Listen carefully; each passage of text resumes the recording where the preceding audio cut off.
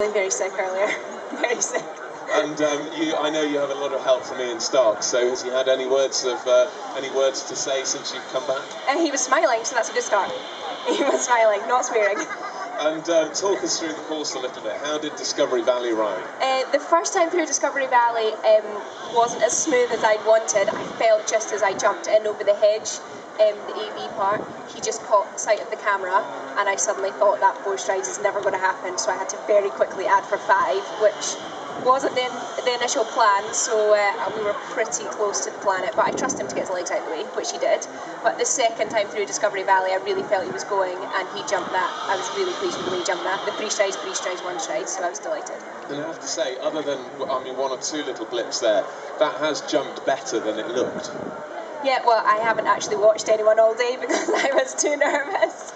So I believe it's maybe jumped well, but I have no idea. I was trying to stick to plan A and just keep going through straight. And then I watched you on the screen through the upper trout hatchery, and you looked like you had a great spin through there. Yeah, he was really good through the trout hatchery, and I made the 3 strides to the corner, which was quite long, so I'm not sure how that's been jumping, but the 3 strides through the trout hatchery was quite forward to that corner, but he jumped that really well. I was really pleased with him. And then talk us through the sort of Rolex fence and the dairy mound and the top part of the course. Well, at the maltings initially, I was quite nervous about getting my line from that red house, 5 strides to the rail, 4 strides to the corner, and before I knew it, I was on 6 strides to that rail, so I quickly whipped round to the long route. Because I just didn't want to risk a stupid 20, and then up to the Rolex, and he jumped that really well. Although I had Ian shouting in my ears, I could feel him going, hold the right rein, because I opened my left rein as I landed so I could turn left to that hedge, and as I opened my left rein I totally dropped my right, and I thought, he better not run out or I'm in trouble. But he just pricked his ears and went. He was really good. And then the sort of downhill element to the latter parts of the course, did it jump up? Those station rails, whatever they call them, those big white rails, yeah, that big white, it's enormous. They're huge, and I really hope there's some photographer there because he jumped that well. So yeah, and he jumped through that second water quite well. I did give him a massive big pony club kick in the middle of the water, just because last year I had a really stupid stop at a fence that had a roof over the top.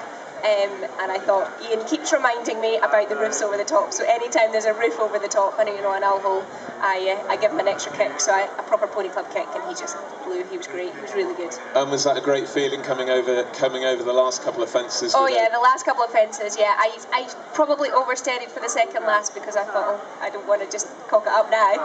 But then he flew the last fence, and yeah, I was really pleased with him. And is he well now, being looked after by the team? Fingers crossed, yeah, the team is there looking after him, and I think he's very pleased with himself and is probably taking off out of control.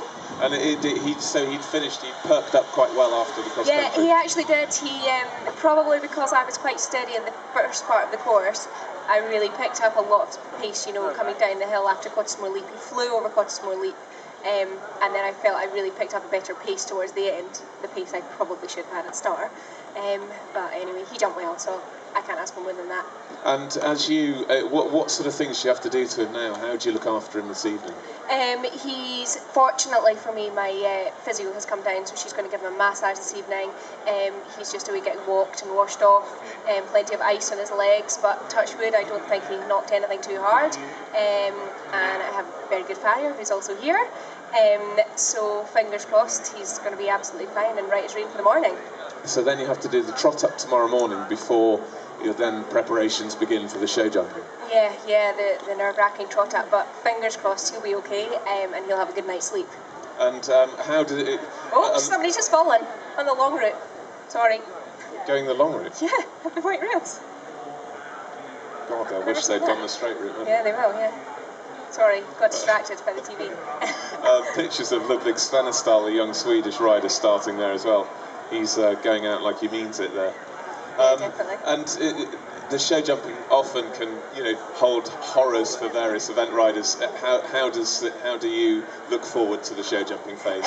Beginning to look forward to it more now. He jumped clear at badminton, but last year here I had stupid 3 fences down right at the end of the course, so I was disappointed. But as long as I concentrate and stay focused, he'll be all right, I think. I trust him. Good. Do you do anything to cool down now, or do you... I'm going to have a shower.